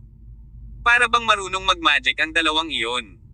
Sa wakas, sa ilalim ng magkasanib na pagsisikap ng dalawang mangkukulam, ang parehong mga paksa ng pagsusulit ay tumigil muli. Maaaring kontrolin ni Wiccan ang mga test subject dahil pinakain niya ang mga parasito ng Kadoko sa kanila, pagkatapos ay nagawa niyang utusan sila sa pamamagitan ng Parasite Monarch sa loob ng maliit na drum. Dahil dito, ang kasalukuyang ginagawa ni na Ajorn Mongkorn at Roger Bomo ay para pang himasukan ang mga parasito sa loob ng katawan ng mga test subject. Sa madaling sabi, habang nagtutulungan ang dalawang mangkukulam, umabot pa sila sa kakayahang kontrahin ang parehong mga paksa sa pagsusulit. Kaagad, sabay-sabay na tumalikod ang dalawa at sumugod kay Wiccan. Dahil sa takot dito, itinaas ni Wiccan ang kanyang kanang kamay, pagkatapos ay marahas na hinampas ito sa drum. Boom! Sa isang muffled na tunog, ang dalawang test subject ay nagyelo sa lugar ng sabay. Sa susunod na segundo, sila ay nakahiga sa lupa, dumudugo mula sa lahat ng 7 butas. Trying to use my pets against me? Are you kidding me? Malamig na ngumuso si Wiccan. Tumigil siya sa pagpapatawag ng ibang test subjects. Sa halip, ang kanyang katawan ay nanggigigil ng marahas at kaagad, isang itim na ambon ang lumabas sa kanyang katawan.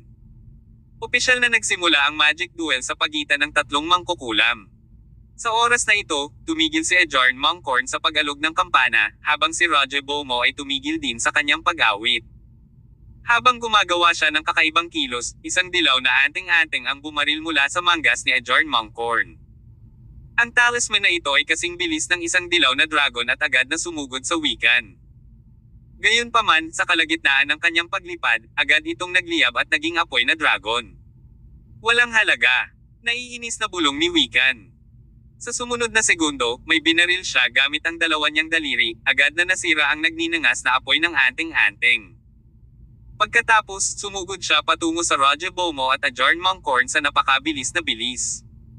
Ang magkabilang panig ay nagpalitan ng 10 suntok sa isang iglap, at walang sino man ang may kapangyarihan sa pagitan nila. Hindi nagtagal, ang palad ni Wiccan ay napalibutan ng itim na aura, na unti-unting namumuo sa isang solidong bagay at tumusok patungo sa Ajorn Mongkorn na parang isang matalim na talam. Mabilis itong naiwasan ng dalawang light sorcerer.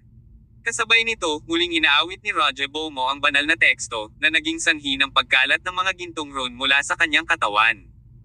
Nagporma sila ng sandata at nagpasabog sa Wiccan. Ang labanan sa pagitan ng trio ay ganap na naiiba sa labanan sa pagitan ng transcendent level na mga manlalaban.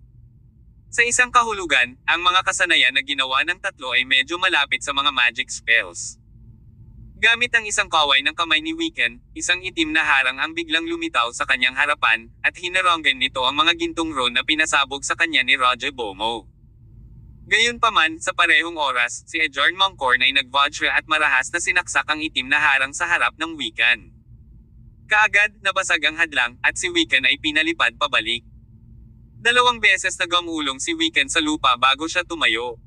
Ang kanyang bibig, na nakabalot sa itim na tela, ay may bakas ng dugo na umaagos mula sa sulok. Sa itaas ng kalangitan, ang buwan ay natatakpan pa rin ng mga itim na ulap. Hindi huminto sina Ajorn Mongkorn at Roger Bomo.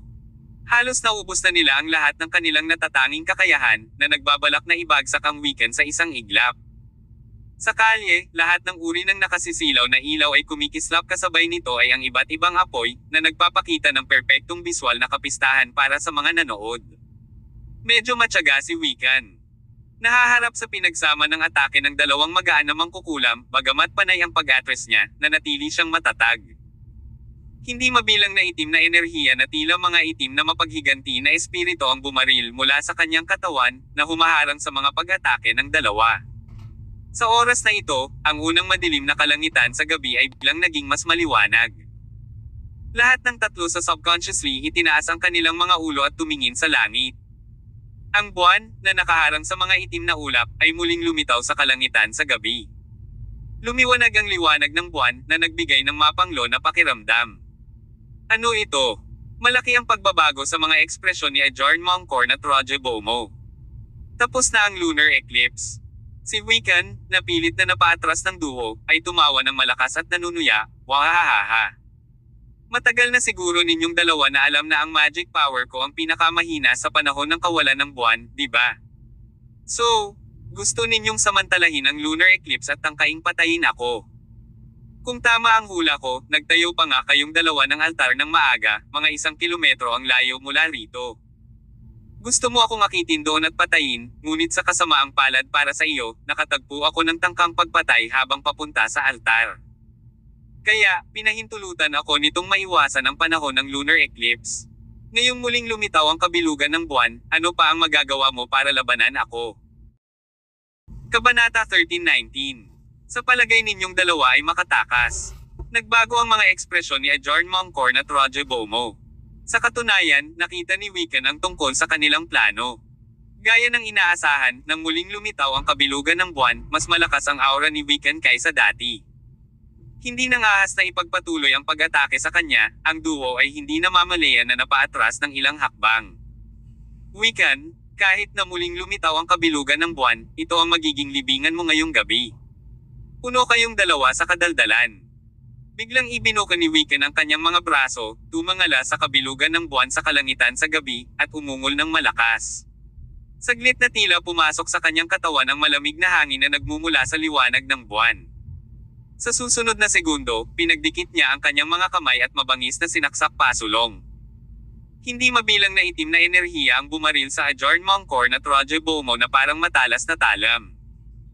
Nagmamadaling lumaban ang dalawa gamit ang mga magic instrument sa kanilang mga kamay, ngunit maraming itim na enerhiya pa rin ang nagtagumpay sa paghiwa sa kanilang mga katawan. Kasabay nito, ang ilang itim na enerhiya ay pumasok sa katawan ng dalawa na parang mga ahas. Sa isang hininga lang ay naging itim ang kanilang mga katawan na kasing bilis sa nakikita ng mata. Gayunpaman, ang parehong mga mangkukulam ay hindi umupo at naghihintay para sa kamatayan, ngunit binibigkas ang mga spells at incantation sa pinakamataas na bilis. Hindi nagtagal, bumalik sa normal ang kanilang itim na balat. Tapos na akong makipaglaro sa inyong dalawa. Pwede na kayong mapunta sa kamatayan. Umungol si Wiccan mula sa kabilang panig, itinaas at ikinakaway ang kanyang mga braso. Ang itim na tela na nakabalot sa kanyang itaas na katawan ay biglang lumipad at nakasabit sa hangin, na inihayag ang mukha ni Wiccan at iniwang ganap na hubad ang itaas na kalahati ng kanyang katawan. Nakikita ng dalawang magaan na mangkukulam na nakatato ang makakapal na itim na rune sa mukha at katawan ni Wiccan. Bawat pulgada at bahagi ng kanyang katawan ay natatakpan ng mga rune na ito. Bilang karagdagan, may mga kakaibang totem na nakatato sa kanyang likod. Ang isang mas malapit na pagtingin ay magpapakita na ang mga totem na ito ay ang pinakamasamang espirito na nakita ng isa. Isang kakaibang tunog ang lumabas sa bibig ni Wiccan, thirst, thirst, thirst. Sa sumunod na segundo, ang itim na tela na nakasabit sa hangin ay biglang lumipad patungo sa Ajorn Mongkorn at Roger Bomo. Isa lamang itong itim na tela, ngunit kapansin-pansing nagbago ang ekspresyon ng dalawang sorcerer. Para silang nakakita ng multo, nagsimula silang patuloy na umatras paatras. Tingin mo talaga makakatakas kayong dalawa. Pinaikit ni Wiccan ang kanyang mga mata. Sa sandaling ito, mukha siyang halimaw na bumangon mula sa hukay. Nanginginig ang lahat ng kalamnan sa kanyang katawan, at tila nabuhay ang mga tato ng masamang espirito sa kanyang likod. Kasabay nito, hindi mabilang na itim na enerhiya ang damaloy patungo sa Ajorn Mongkorn at Roger Bomo, at napalibutan sila sa isang kisap mata. Arg! Si Roger Bomo ang unang nagpakawala ng malungkot na scream. Habang ang dalawang light sorcerer ay abala sa pag-iwas sa itim na enerhiya, ang itim na tela na nakasabit sa kanilang mga ulo ay mabangis na bumaba at binalot silang dalawa sa loob nito. Gurgle! Oh! Buhu! Napakaraming sigaw na nakatusok sa tainga ang biglang umabot sa tenga ni Ajorn Mongkorn at Roger Bomo, na parang biglang napuno ng hindi mabilang na masasamang espirito ang kanilang paligid. Kung tutuusin, sa mga oras na ito, marami na talagang multo na anino sa harapan nilang dalawa. Nakakakilabot at mabangis, ang masasamang espirito ay kakilakilabot at kahindek-hindek. Ninggangan nila ang katawan ng dalawang mangkukulam ng walang pigil. Kung talagang umiral ang mga supernatural na nilalang ay pinagtatalunan pa rin, ngunit sa alinmang paraan, parehong tumili sina Ajorn Mongkorn at Roger Bomo. Gusto nilang tumakas mula sa loob ng itim na telang ibinalot sa kanila, ngunit sa kasamaang palad, wala silang magawa. Tumayo si Wiccan 5 o 6 na metro ang layo mula sa kanila, pinagmamasdan ang kanilang paghihirap na may masamang tingin. Makalipas ang 20 segundo, humakbang siya at itinaas ang itim na telang nakatikip kay Ajorn Mongkorn at Roger Bomo. Isang sobrang nakakatakot at madugong eksena ang nabunyag. Ang dalawang magaan na mangkukulam sa buong itaas na bahagi ng katawan ay wala na, naiwan lamang ang mga dagwang puting buto na mukhang kakila-kilabot sa ilalim ng liwanag ng buwan. Tila kinakain ng masasamang espiritu, ang laman at dugo ng itaas na kalahati ng kanilang mga katawan ay nawala lahat. Sa kanilang dagwang bungo, pumipintig pa rin ang kanilang mga nerbiyos, na may manipis na balat lamang na nakakabit. Sinabi ko na sa'yo simula pa lang na wala kang laban sa akin. Tinitigan ni Wiccan ang duo sa harap niya na may kontentong ekspresyon, na para bang nawalan sila ng lahat ng pagkakataong mabuhay. Kaagad pagkatapos, iniunat niya ang kanyang kamay, na may nakaukit na itim na kasulatan, at hinawakan muli ang itim na tela sa kanyang kamay. Gayunpaman, sa sandaling iyon, si Edjarn Mangkorn, na di umano'y nawala ng lahat ng pagkakataong mabuhay, ay biglang itinaas ang Vajra sa kanyang kamay at marahas na sinaksak ito sa dibdib ni Wiccan. Woo! Nang mabutas ng Vajra na iyon ang laman ni Wiccan, naging sanhi ito ng pag-ungol niya sa sakit. Sinundan ito ng malakas na paghampas ni Wiccan gamit ang kanyang kamao, diretsong binasag ang ulo ni Edjarn Mangkorn. Magkasabay na bumagsak sa lupa sina Edjarn Mangkorn at Roger Bomo. Samantala, binawi ni Wiccan ang kanyang itim na robe at ibinalot muli sa kanyang katawan. Nang bunutin niya ang Vajra sa kanyang laman, patuloy na tumutulo ang dugo mula sa kanyang sugat, ngunit hindi niya ito inabala. Habang pinapalo niya muli ang isang ritmo sa maliit na drum sa kanyang baywang, sunod-sunod, ang mga test subject ay nagsilabasan mula sa buong paligid. Si Mel, oras na para umalis. Sigaw ni Wiccan. Malubhang nasugatan din, nagmamadaling pinaandar ni si Mel ang sasakyan papunta kay Wiccan, na agad na pumasok nang bumukas ang pinto ng kotse. Ang sasakyan ay nagmamaneho sa ilalim ng liwanag ng buwan, na nag-iwan ng bahid ng dugo. Habang papalayo ang sasakyan, maririnig pa rin ang drumbeat na tinutugtog ni Wiccan. Tulad ng isang linya ng pangingisda na humahampas sa kanila, ang mga test subject ay nakasunod sa likod ng kotse habang sila ay mabilis na humahabol dito. Sa oras na ito, sina Tyr at Celia ay nakikipaglaban pa rin sa mga paksa ng pagsusulit. Ngunit, nang marinig nila ang tambol, ang mga test subject ay tumigil sa kanilang pag-atake at sabay-sabay na umatras, tumalikod at hinabol ang sasakyan. Si Tyr, Celia, at ang iba pa ay nataranta. Si Celia ang unang naghulog ng mga sandata sa kanyang kamay at sumugod patungo sa mga bangkay ni Edjarn Mangkorn at Roger Bomo na may gulat sa kanyang mukha. Sa pagtingin sa kalunos-lunos na hitsura ng duo, siya ay na-freeze sa lugar na parang isang troso. Paano nangyari ito? Bakit naging ganito? Hindi makapaniwala si Celia sa kanyang mga mata. Nanginginig ang buong katawan niya, nakatitig lang siya sa mga bangkay sa lupa ng nakakatakot. Kahit na ang dalawang nangungunang light sorcerer ay hindi tugma para sa Wiccan. Paano ito nangyari? Hindi makapaniwalang sabi niya. Sino sila? Tanong ni Tyr na lumapit din sa mga bangkay. Habang nakatitig siya sa dalawang kaawa-awang bangkay sa lupa, nakaramdam siya ng lamig sa kanyang puso. Ang dalawang ito ay ang magaan na mangkukulam na espesyal na inimbitahan ng aking lolo mula sa Timog Silangang Asya. Nandito sila para harapin si Wiccan ngayong gabi. Hindi ko inaasahan na napakalakas ng lalaking iyon na kahit ang dalawang nangungunang sorcerer na ito ay mamamatay sa kanyang mga kamay. Kabanata 1320. Ang nagagalit na Leonardo Alroy. Nahirapan si Celia Regulus na tanggapin ang kasalukuyang sitwasyon. Ayon sa War Emperor, Silas Regulus, kung nagawa man o hindi ni Edjarn Mangkorn at Roger Bomo na tapusin ang Wiccan ang siyang magpapasya kung kaya nilang talunin si Andraste Cheever sa susunod. Kung namatay si Wiccan, walang makokontrol sa mga paksa ng pagsusulit. Kaya, imposibleng manipulahin sila ni Andraste para lumaban. Bilang resulta, ang tatlong natitirang imperial na pamilya ay magkakaroon ng mas magandang pagkakataong manalo kapag sila ay nagsanib puwersa laban sa Cheever Imperial Family. Nakalulungkot, buhay pa si Wiccan. Sa madaling salita, ang daan sa harap nila ay magiging mas mahirap sa hinaharap. Tyr, nagtayo talaga kami ng altar mga 1 kilometro ang layo mula dito.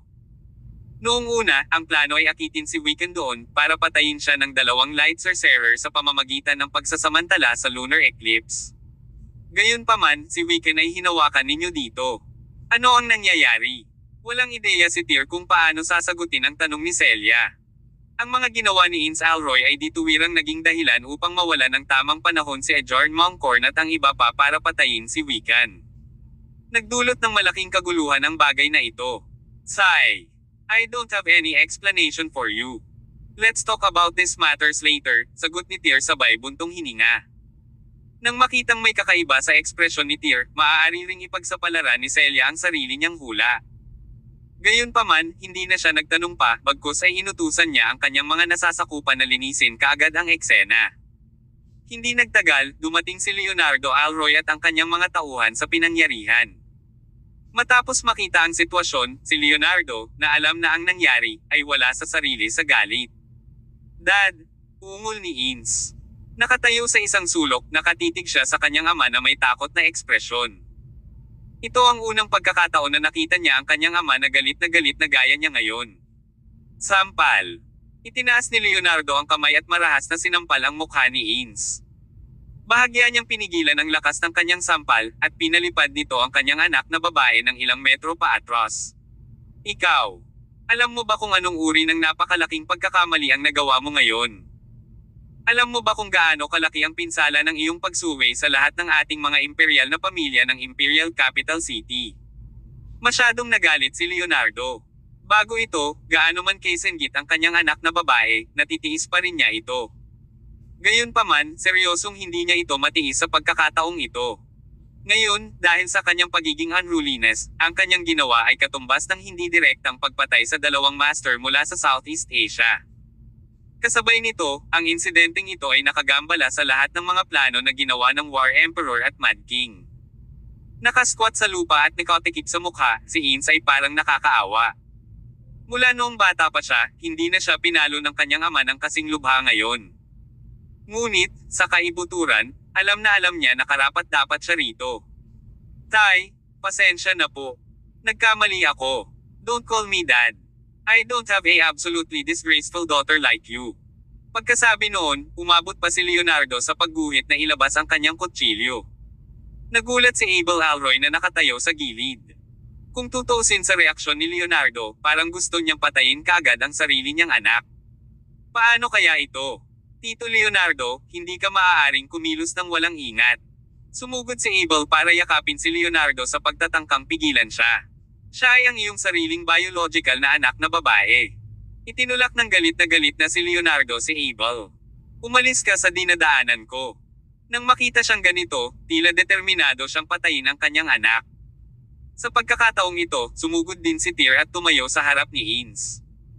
Payo niya, Uncle, may ginawa ngang di katanggap-tanggap si Ins today, but it's not something that calls for her death. So, don't be rash.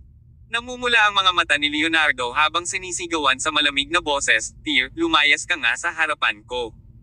Inispoil ang babaeng ito. Ang mga miyembro ng pamilya Alroy na nakagawa ng mali ay dapat parusahan. Dahil doon, naglakad si Leonardo patungo kay Ins gamit ang kanyang combat knife nang walang ibang salita. Siyempre, hindi makatabi si Tyr at panoorin si Leonardo na pinatay ang kanyang pinsan. Kaya naman, agad siyang humakbang para pigilan ang kanyang tiyuhin. Sabi niya kay Abel sa likod niya, iuwi mo muna si Ins, ngayon na. Okay, sige. Hindi na nagdalawang isip pa si Abel at hinaila na si Ins sa sasakyan. Sa oras na ito, ang batang babae ay nahulog sa isang estado ng pamamanhid. Nang makitang sinubukan siya ng kanyang ama, na noon pa man ay nagmamahal sa kanya, naputulin siya gamit ang kanyang kutsilyo, nakaramdam ng matinding pagkabalisa si Ins, na para bang tinusok ng mga karayom ang kanyang puso at ginamit na pang-ipit. Bagamat medyo malungkot si Ins, ang lahat ng ito ay kanyang sariling gawa. Sino pa ba ang masisisi niya? Abel, mas mabuting iwanan mo ako. Lahat ng ito ay nangyari dahil sa sarili kong pagsuwi at katigasan ng ulo. Papatayin ako ni Papa. Ate Ins, shot it. Bilasan mo na lang at sumama ka sa akin. Palamigan mo muna ang tatay mo. Pilit na kinaladkad ni Abel si Ins papunta sa sasakyan at pinaharurot paalis sa lugar. Dumating din sa pinangyarihan si Lino Windsor ng pamilya Windsor at ang mga miyembro ng pamilya Regulus. Natahimik ang lahat pagkatapos nilang malaman ang sitwasyon. Nang gabing iyon, maging ang pamilya Alroy, ang pamilyang Windsor o ang pamilyang Regulus, walang natulog. Nagsimula nang gumalaw ang mga bagay sa direksyon na hindi nila makontrol. Sa conference hall ng Regulus Imperial Family, naruroon lahat sina Dalton Alroy, Leonardo Alroy, at Lino Windsor. Pati si Tyr nandoon. Ang kapaligiran sa bulwagan ay labis na mapurol. Nag-alab sa galit ang puso ng maraming tao, ngunit nagpigil sila sa paglabas nito dahil hindi perpekto ang sitwasyon. Ang bagay na ito ay sanhi ng aking kaiyahiyang anak na babae. Kung hindi siya nagpakita ng kaguluhan ng biglaan, marahil ang weekend na iyon ay napatay na ngayon. I'll take full responsibility, deklara ni Leonardo. Huminga siya ng malalim, tumalikod siya at handa nang maglakad palabas ng bulwagan. He added, I will give everyone an explanation before dawn. After that, one of us will die, either Wiccan or me. Ang implikasyon sa likod ng mga salita ni Leonardo ay medyo halata. Papatayin niya si Wiccan. Gaya ng inaasahan, hindi siya hahayaan ni Dalton na gumawa ng anumang padalos-dalos. Sa halip, marahas niyang binatukan, tumigil ka nga dyan. Tatay. Lumingon si Leonardo at tumingin kay Mad King. Malungkot ang ekspresyon ni Dalton habang sinabi niya sa malamig na boses, nagdulot ng kaguluhan ang anak mo, gagawin mo rin ba ang katulad niya? Papa, ako. Umupo ka, saway ni Dalton. Hindi nang ahas na magsalita pa, si Leonardo ay galit na napaupo pabalik. Sa oras na ito, si Silas Regulus, na kanina pa nakatikom, ay nagsalita sa wakas. Noong una, ang plano ko ay magkaroon ng dalawang magaan na mangkukulam, sina Adjarn Mongkorn at Roger Bomo, mga puwersang laban sa Wiccan ngayong gabi. Susunod, titipunin ng ating tatlong imperial na pamilya ang lahat ng ating lakas at sasalakayin ang pangunahing kampo ni Androste sa isang iglap. Gayunpaman, ang planong pagpatay kay Wiccan ay nabigo. Kaya, ang iba pa nating mga plano ay kailangang itigil. Sumigaw si Lino mula sa gilid, Senior War Emperor. Sa ngayon, ang Chiver Imperial Family ay nagdudulot ng kaguluhan sa martial arts community ng Imperial Capital City. Dahil hindi makayanan ang kanilang madugong paraan ng pang-aapi, sa kalaunan ay mas maraming tao ang napilitang sumuko sa kanila. Nauubusan na tayo ng oras para mag-delay ng ganito katagal. Kung hahayaan nating umunlad ang sitwasyon, tayo rin ang hahatakin sa huli. Kahit na nabigo tayong pumatay kay Wiccan, kailangan pa rin nating harapin ang pamilyang imperial ng Chiver sa lalong madaling panahon. Habang hinihila natin ito palabas, mas mababa ang tsansa nating manalo. Sinabi ni Dalton, tama ka. Ang nabigong pagpatay kay Wiccan sa pagkakataong ito ay dahil sa isang malaking pagkakamali na ginawa ng isang miyembro ng aking pamilyang Alroy. Kung tayo ay lalaban, ibibigay ng pamilya Alroy ang lahat ng mayroon.